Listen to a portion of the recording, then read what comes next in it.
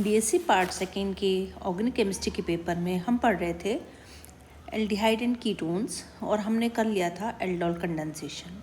आज हम करते हैं क्रॉस्ड एल्डोल कंडेंसेशन, यानी कि विषमाणु एल्डोल संघनन, जिसमें हम दो अलग अलग एल्डिहाइड या दो अलग अलग कीटोन या एल्डिहाइड और एक कीटोन ये लेते हैं और उनका संघनन कराते हैं। इसी तरह से हम पढ़ेंगे फॉर्मेल्डिहाइड का संघनन, कि फॉर्मेल्डिहाइड लेकर हम किस तरह से उसका संघनन करवाते हैं और हमको प्रोडक्ट प्राप्त होता है। अगर हम एक एल्डिहाइड, दो हमने एल्डिहाइड लिए, एक एल्डिहाइड लिया है हमने प्रोपेनएल्डिहाइड और दूसरा लिया हमने एसिटिल्डिहाइड, तो इनका NaOH के प्रेजेंस में अगर हम संघनन कराते हैं तो जैसे कि आपको पहले ही पता है कि हम एक एल्डिहाइड में से अल्फा हाइड्रोजन निकालते हैं जो दूसरे एल्डिहाइड के साथ उनका एडिशन होता है और एडिशन या संघनन होकर हमको प्रोडक्ट प्राप्त होता है। तो यहाँ पर हमको मिलेगा 3 हाइड्रोक्सी पेंटेनल, क्योंकि 5 कार्बन एटम है यहाँ पर। इसी तरह से अगर हम एसिटिल्डिहाइड लेते हैं और उसके ऊपर प्रोपेनएल्डिहाइड का संघनन करवाते हैं तो तब हमको मिलता है 3 हाइड्रोक्सी 2 मिथाइल ब्यूटेनल। तो इस तरह से हमको दो अलग अलग तरह के प्रोडक्ट मिलते हैं।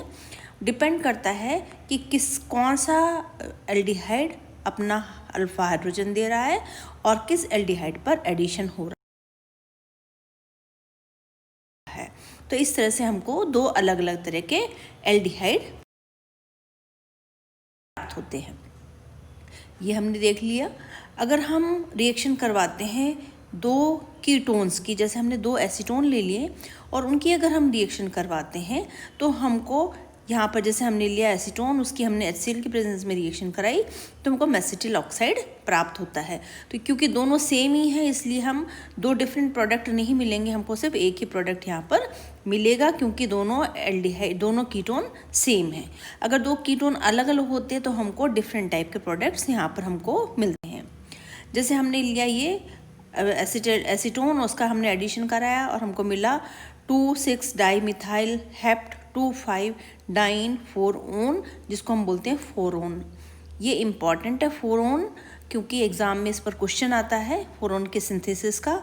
तो आपको याद रखना है कि कीटोन यानी कि 2 एसीटोन का अगर हम कंडेंसेशन कराते हैं, एल्डोल कंडेंसेशन, तो एक कीटोन के अंदर से अल्फा हाइड्रोजन निकलता है और वो दूसरे कीटोन के ऊपर ऐड हो जाता है। तो इस रिएक्शन को हम संघनन कहते हैं और हमको इससे 4-ओन प्राप्त होता है। अगर हम 3 एसीटोन मॉलिक्यूल लेते हैं और उनकी सल्फ्यूरिक एसिड की प्रेजेंस में अगर हम उसका कंडेंसेशन कराते हैं तो 3 मॉलिक्यूल आपस में एक रिंग स्ट्रक्चर बनाते हैं।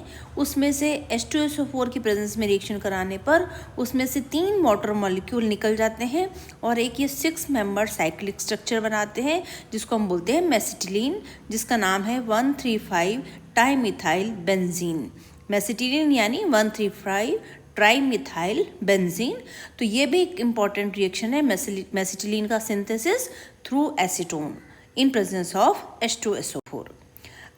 अब हम लेते हैं एक एल्डिहाइड और एक कीटोन। अभी तक हमने लिया 2 एल्डिहाइड या 2 कीटोन। दोनों एल्डिहाइड एक जैसे भी हो सकते हैं, अलग अलग हो सकते हैं।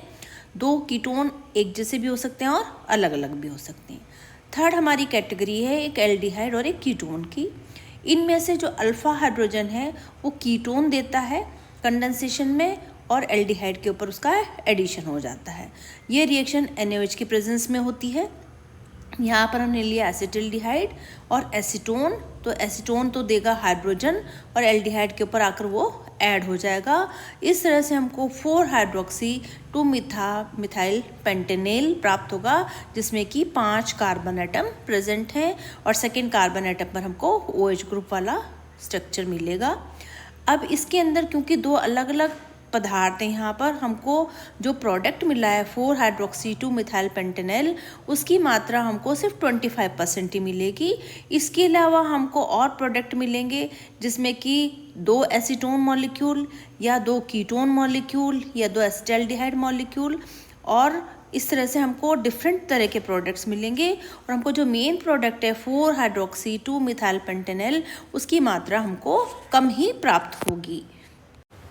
नेक्स्ट है कंडेंसेशन ऑफ फॉर्मेल्डिहाइड। हालांकि फॉर्मल्डिहाइड के अंदर कोई अल्फा हाइड्रोजन प्रेजेंट नहीं होता है, फिर भी इसका कंडेंसेशन होता है और एक प्रोडक्ट बनता है जिसका नाम है फॉर्मोज।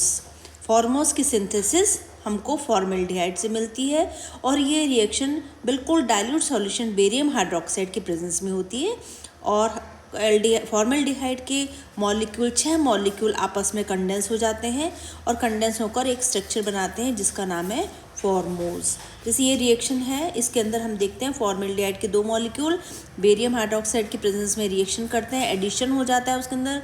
एडिशन सेम वैसे ही होता है जैसे कि एल्डोल कंडेंसेशन में होता है और हमको मिलता है ग्लाइकोलिक एल्डिहाइड। इसकी फर्दर और रिएक्शन कराते हैं फॉर्मल्डिहाइड के और मॉलिक्यूल के साथ, तो एडिशन होता जाता है जब तक कि 6 कार्बन एटम की लंबी चेन नहीं बन जाती है। और 6 कार्बन एटम की चेन बन गई, हर कार्बन एटम पर OH ग्रुप प्रेजेंट है और एक कार्बन एटम पर एल्डिहाइड ग्रुप प्रेजेंट है। तो इस तरह का जो 6 कार्बन एटम वाला स्ट्रक्चर है जो कंडेंसेशन से बनता है, इसको बोलते हैं हम फॉर्मोज। तो एल्डिहाइड एंड कीटोन की हमने कंडेंसेशन की सारी रिएक्शंस कह ली, जो कि एल्डोल कंडेंसेशन कहलाता है। ये 2 प्रकार का होता है, समपरमाणु जिसके अंदर दोनों परमाणु समान होते हैं, दोनों एटम समान होते हैं, दोनों मॉलिक्यूल समान होते हैं, और दूसरे विषमाणु जिसके अंदर के 2 अलग अलग मॉलिक्यूल होते हैं। अलग अलग मॉलिक्यूल होते हैं तो प्रोडक्ट की जो मात्रा है वो कम हो जाती है, सेम मॉलिक्यूल होते हैं तो प्रोडक्ट की मात्रा बढ़ जाती है। क्योंकि कम क्यों हो जाती है प्रोडक्ट की मात्रा? क्योंकि यहाँ पर हमको डिफरेंट टाइप के प्रोडक्ट मिलते हैं। तो नेक्स्ट लेक्चर में हम करेंगे पर्किंस रिएक्शन, जिससे कि जो भी एल्डिहाइड एंड कीटोन की रिएक्शन है।